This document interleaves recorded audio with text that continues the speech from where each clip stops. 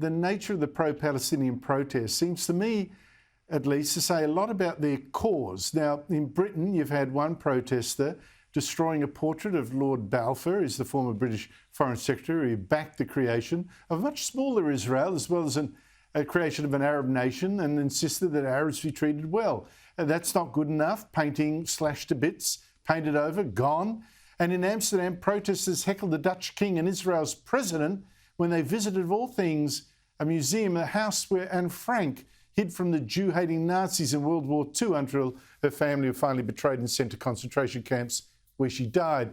Now, Esther, you have more sympathy with the Palestinian cause than I do, but I don't think we can disagree at all on protests like this. I thought it was sick.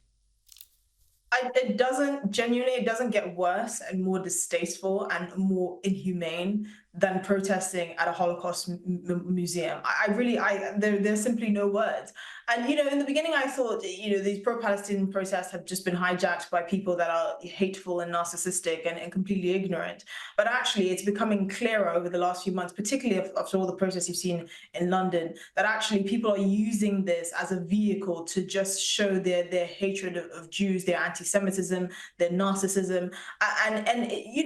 Now the two have almost become synonymous, right? We're not having a bigger conversation about, October the 7th, which many people have forgotten, the barbarity of that day, or the humanitarian crisis going on in Gaza. Now you have these narcissists, and you can see a common thread. They tend to be quite young, quite poorly educated, quite privileged, using this as a vehicle to show how completely uneducated they are.